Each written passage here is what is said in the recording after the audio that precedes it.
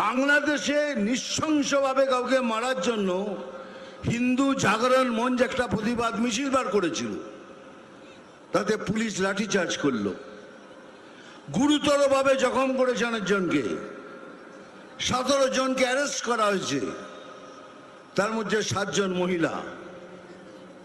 ভাবতে পারছেন বাংলাদেশে হয়েছে, প্রতিবাদ করছি এখানে সেটাও করতে পারবেন না।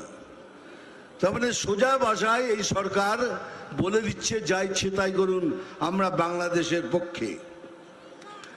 আমরা যেভাবেই হোক এই পশ্চিম বাংলাকে ওয়েস্ট বাংলাদেশ করে ছাড়বো। তাহলে আপনারাও শুনে রাখুন, এই শরীরে যতদিন 1 ফোঁটা রক্ত থাকবে, कोई माई का लाल ये नहीं कर सकता।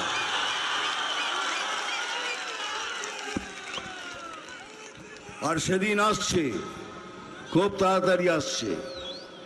আপনাদেরও বলে রাখি, যে যেভাবে আপনাদের সাথে ব্যবহার করবে ঠিক সেইভাবে তাদের ব্যবহারের উত্তর দেবেন, তা না হলে এরা সোজা হওয়ার লোক নয়। এরা তো দুর্নীতি করবে, এরা তো ওরা জীবনে যখন পয়দা হচ্ছে, জন্ম নিচ্ছে, বলে ওরে তোদের ঘরে আর একটা দুর্নীতি জন্ম করেছে, এখন এই জায়গায় দাঁড়িয়ে রয়েছে। কিন্তু একটু ভাবুন, এটা তো আমাদের বাংলা, এটা তো আমাদের পশ্চিম বাংলা, বাঙালির বাংলা, হিন্দুদের বাংলা। যদি এরকম কিছু হয় তাহলে আমরা কোথায় যাব? ওদের তো অনেক দেশ আছে চলে যাবার, আমরা কোথায় যাব?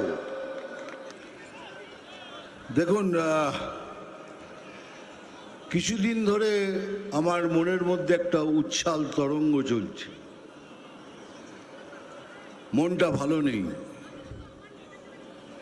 কেন নেই সেটা হলো এই জন্যই কি আমি কি এখনো পশ্চিম বাংলায় আছি না বাংলাদেশে আছি।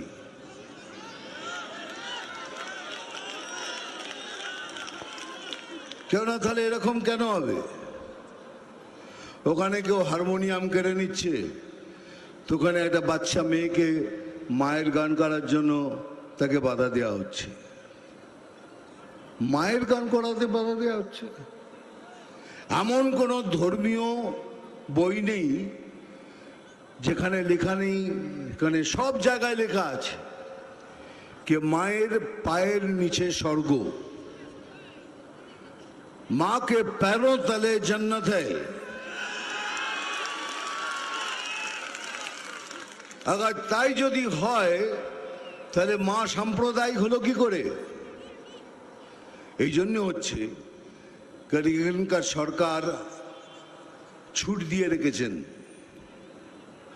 আমরা কিন্তু বারবার বলছি আমরা মুসলমানদের খিলাফ নই, আমরা ভারতীয় মুসলিমদের এগেনস্টে নই, আমরা ওই মুসলিমদের এগেনস্টে যারা ভারতের ক্ষতি করতে চায়।